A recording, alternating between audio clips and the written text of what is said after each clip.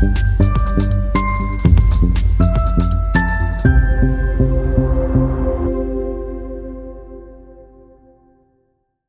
penseur arabe Ali Muhammad al-Shurafa al-Ahmadi écrit: le rôle du culte dans la réalisation de la justice et de l'éthique. Dans son article, le rôle du culte dans la réalisation de la justice et de l'éthique, le penseur arabe Ali Muhammad al-Shurafa al-Ahmadi discute de l'importance du culte comme moyen de parvenir à des valeurs éthiques et à la justice au sein de la société. Il souligne que les piliers de l'islam ne se limitent pas aux pratiques rituelles mais doivent être liés à l'application de nobles valeurs humaines. L'auteur précise que le Saint-Coran met l'accent sur les significations de la droiture et de la piété, qui appellent à renforcer l'éthique et les bonnes relations avec autrui. L'auteur souligne le rôle des actes d'adoration tels que la prière, l'aumône, zakat, le jeûne et le hajj, dans le raffinement de l'individu. Ces actes aident à corriger les comportements individuels et à purifier les âmes des vices. Ils contribuent également à réduire l'écart entre les riches et les pauvres, incarnant le concept d'égalité entre les humains, favorisant ainsi des sociétés compatissantes et coopératives. Dans l'article, l'auteur loue les significations sublimes de l'islam en tant que religion qui encourage une haute morale et des vertus humaines. Il souligne que le message islamique vise non seulement à enseigner des actes d'adoration, mais aussi à réaliser la justice, l'humanité et la coopération entre les gens. La fausse représentation des piliers de l'islam. L'essence de la religion est censée être basée sur la justice, l'éthique et les nobles principes humains, cependant, ce récit suggère le contraire. Il réduit les piliers de l'islam à de simples actes d'adoration et rituels. Si un individu les accomplit, son islam est considéré comme bon et sa foi correcte, même s'il était un voleur, un traître, un menteur ou même un meurtrier, tant qu'il a accompli les piliers mentionnés.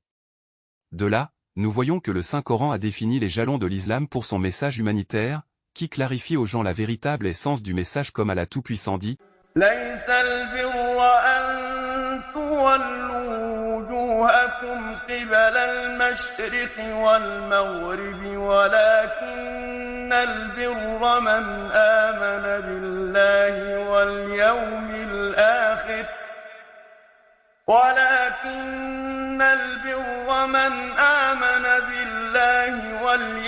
الآخر والملائكة والكتاب والنبيين وآتى المال على حبه ذوي القربى واليتامى والمساكين وابن السبيل والسائلين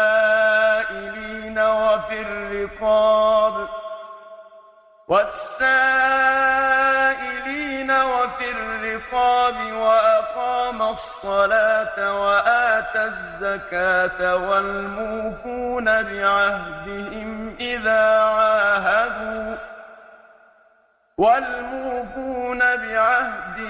إذا عاهدوا والصابرين في البأساء والضراء وحين البأس أولئك الذين صدقوا وأولئك هم المتقون.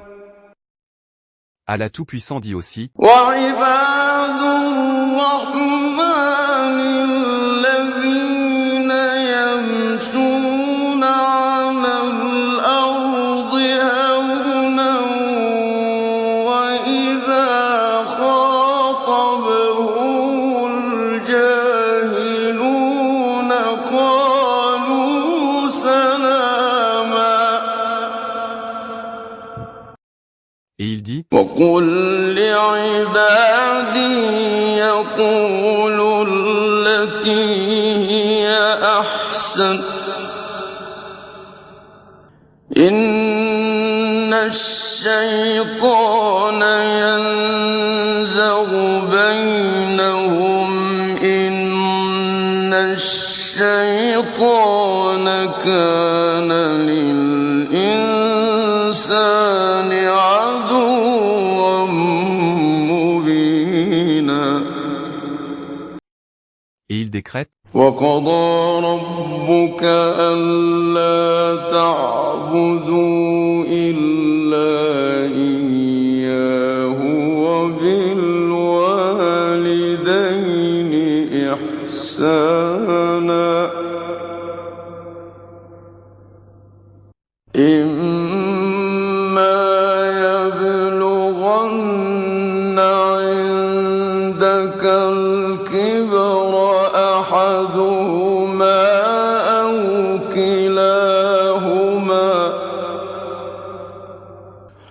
أحدهما أو كلاهما فلا تقل لهما أف ولا تنهرهما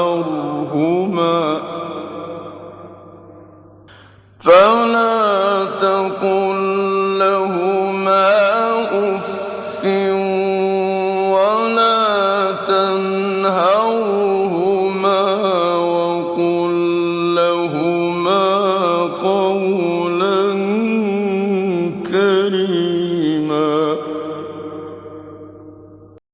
Définition des caractéristiques de l'islam à travers le Saint-Coran. De nombreux versets encouragent l'adhésion aux valeurs éthiques et nobles du Coran. Où sont les musulmans de cette éthique et de ces comportements qu'Allah Tout-Puissant a voulu qu'ils suivent pour construire des sociétés civilisées, aimantes, miséricordieuses et coopératives sur la base des bonnes actions? Comment la méthodologie divine et globale a-t-elle été abandonnée des piliers de l'islam au profit de l'homme, et comment a-t-elle été obscurcie alors qu'elle est l'un des fondements les plus importants de l'éducation humaine pour préparer un bon être humain? Le rôle de la prière et de la zakat dans l'épanouissement de l'être humain. La prière interdit l'indécence et les mauvaises actions, y compris l'oppression, la consommation illégale des biens des gens, le non-respect des promesses, la calomnie, les rumeurs, l'agression contre des personnes sans droit et la coopération dans le péché et l'agression. La zakat est essentielle pour aider les pauvres et les nécessiteux et réduire la barrière psychologique entre les riches et les pauvres, les traiter avec miséricorde et gentillesse, fortifiant ainsi les sociétés contre le vol ou les attaques sur les biens et purifiant l'âme de l'avarice. La zakat est essentielle pour aider les pauvres et les nécessiteux et pour réduire la barrière psychologique entre les riches et les pauvres, en les traitant avec miséricorde et bonté, fortifiant ainsi les sociétés contre le vol ou les attaques contre les biens et purifiant l'âme de l'avarice. La zakat est considérée comme un grand acte d'adoration qu'Allah Tout-Puissant a toujours associé à la prière, comme il le dit. وَأَقِيمُوا الصَّلَاةَ وَآتُوا الزَّكَاةَ وَارْكَعُوا مَعَ الرَّاكِعِينَ. En exécutant l'obéissance à Allah, une personne acquiert la certitude qu'Allah la récompensera pour ce qu'elle a dépensé, et sa confiance en la promesse d'Allah augmente, car ce qui est auprès d'Allah en matière de provision ne s'épuise jamais. Ainsi, la zakat purifie l'âme de l'avidité et de la peur du manque financier, faisant croire à une personne que celui qui a pourvu à ses besoins dans le passé ne l'abandonnera pas dans le futur. Le Hadj est l'incarnation de l'égalité entre les hommes. Le Hadj à la maison sacrée d'Allah est une expression profonde de l'égalité, où les individus de tous les coins de la terre sont égaux en matière de vêtements et de logement. Cela fait disparaître les différences entre les gens, qu'ils soient rois ou pauvres, riches ou pauvres, forts ou faibles, tous regardant vers le ciel et proclamant « Me voici à ton service, ô Allah, me voici ». Allah est le plus grand au-dessus de toutes les peurs et de tous les dangers, il n'y a pas de plus grand qu'Allah, pas plus généreux que l'unique, et pas de souverain sinon le vivant, le pourvoyeur. Le but du Hadj est de favoriser la familiarité entre les musulmans, dans le but d'améliorer leur bien-être et leurs avantages, comme le dit l'écriture divine.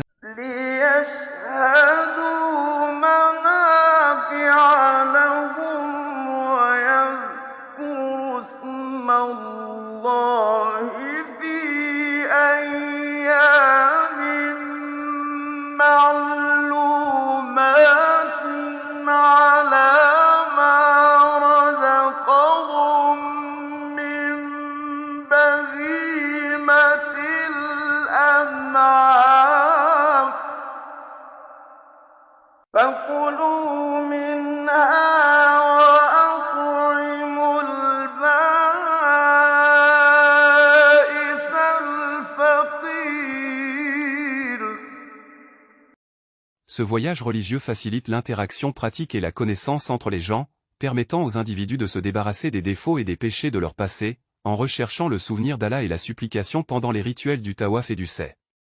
Chaque individu est absorbé dans sa propre réflexion et supplication, implorant Allah de pardonner ses péchés et d'accepter son repentir.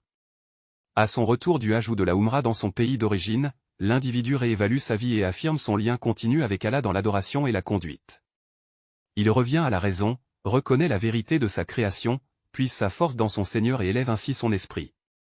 Il rentre chez lui avec une foi accrue, reconnaît la nature éphémère de la vie, rectifie son chemin, ainsi, il améliore son comportement pour vivre une vie contente, paisible et satisfaisante, reconnaissant pour les provisions et la santé qu'Allah lui a accordées.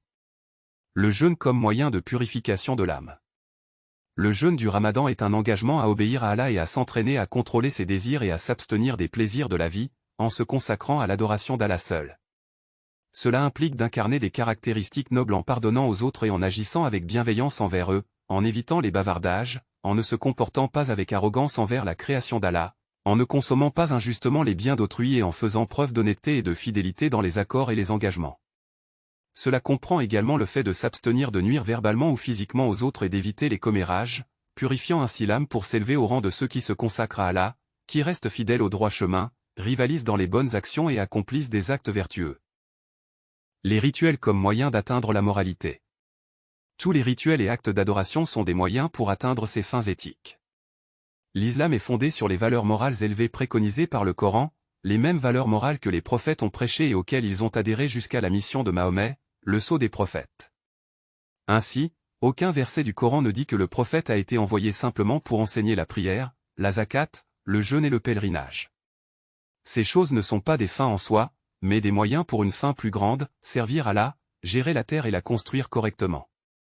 Par conséquent, Allah a envoyé des messagers et révélé des écritures pour s'assurer que les gens agissent de manière juste dans toutes leurs bonnes actions et leur conduite morale, ce qui devrait élever leur éthique afin qu'ils ne corrompent pas la terre ou ne violant pas les droits de l'homme. De cette façon, ils peuvent se succéder et habiter correctement la terre, remplissant leur mission pour atteindre le bonheur dans cette vie et dans l'au-delà.